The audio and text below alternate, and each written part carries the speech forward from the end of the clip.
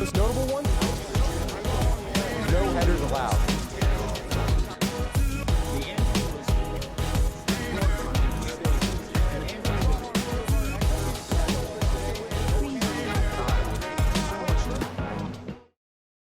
The leadership at this university is harmonious, it's synchronized, and they are about going out and creating the future.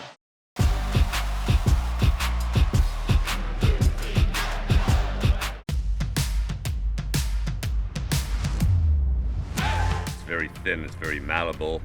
It's shaped to sort of fit under your arm in such a way that it doesn't come out easily. From the Queen City, Cincinnati, Ohio, please welcome Sky.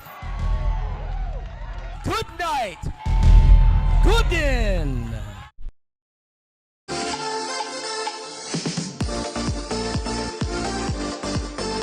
We start this week's Top Sports TikToks with a bang.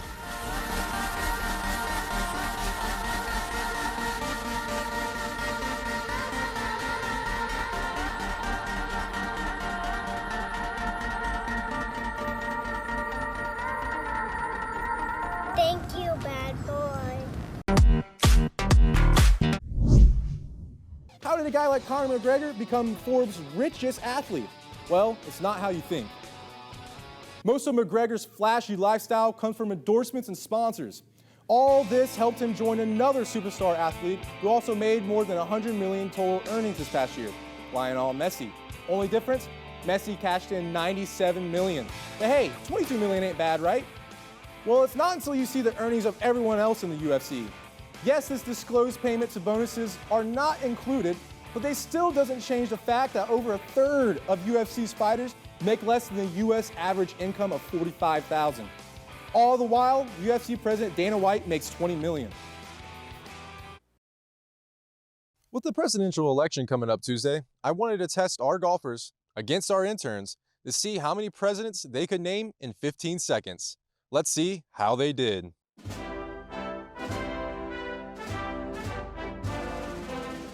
Karaoke always brings a smile to our face, no matter how good it is. And what a better place to try it out than the country music capital of the world. You know, Mike Mountain Fried. A cold beer on a Friday night. A pair of jeans that fit just right. And the radio up. Welcome everyone to Shockwave Sports. I'm Tanner Allford. NFL football is back, baby. And the headlines are better than ever. Mac Jones versus Cam Newton, the Aaron Rodgers saga, and Trevor Sunshine Lawrence going to the Sunshine State. There's one headline that is different than all of these, though. It's rehashed year after year after year. And sadly, the Patriots have succumbed to this pesky little headline called injuries. The Pats had a rough mini-camp on Sunday, with 3 out of these 4 injuries happening then. The injuries aren't considered too serious besides McMillan's.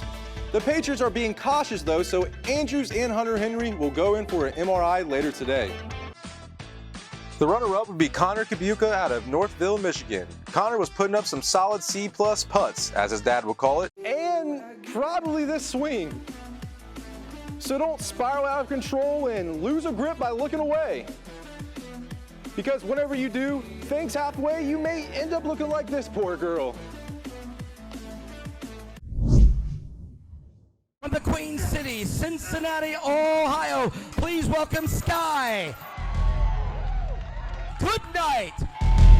Gooden. Dreams are worth living. A quote that Sky Gooden says he hopes to accomplish. At just 23 years old, this Muay Thai fighter already has 30 fights under his belt, along with 2 amateur titles. But now the pressure is on. Sky secured another title shot that could potentially land him his dream in the pros. But like most things, this didn't happen overnight. I went to a gym, the George Goodell Mixed Martial Arts Academy, when I was 12 years old, and I started learning Muay Thai from there. Sky wouldn't initially stick with Muay Thai though. For a brief period of time, he turned to another love of his. I was a lot more active in boxing, but I decided to fall out with one of my boxing trainers, not because I don't love the sport of boxing, but because I wanted to solely focus on staying with Coach Neal. Sky made the switch from his boxing gym in 2014 to Seiken Muay Thai. where he met the well-respected coach who trained the UFC champion Rich Franklin. But even after training with some of the best, Coach Rowe felt something different with Sky. It's like we just gravitated to each other in a sense, and it was like I needed to see somebody get better and he needed to get better, so it was like two sides of a coin that matched. But before things could get better, they took a turn for the worst. I took 2 losses in a row back-to-back by knockout about 2 years ago, and those 2 knockouts really affected my career. This was, in Sky's words, his wake-up call. Now from here, this is where it's going to get interesting. Since those 2 knockouts, he started training even harder with Coach Rowe in Muay Thai, which proved to be a big step forward in Sky's career. He would go on to clinch 5 wins in a row and capture his first Muay Thai title. However, all this would not have happened without a change in focus. I really focused a lot on his movement, and with his movement, you know, it's like being a swimming shark, you know, it's like if you stop moving, you die. So therefore, keep your feet moving, keep everything moving, you still keep that pressure on somebody, you know, spiritually, physically, and mentally the whole time. So if he can establish that and still be safe, you know, it's limitless on what he can do or what he can accomplish with it. So now with the full support of his trainer and some intense training, Sky finally has another shot at a title and to maybe go pro. But before that happens on March 15th, Sky has one final thing he would like everyone to know. Even though these past 2 fights haven't gone my way, that doesn't mean that I'm slowing down whatsoever. I'm coming.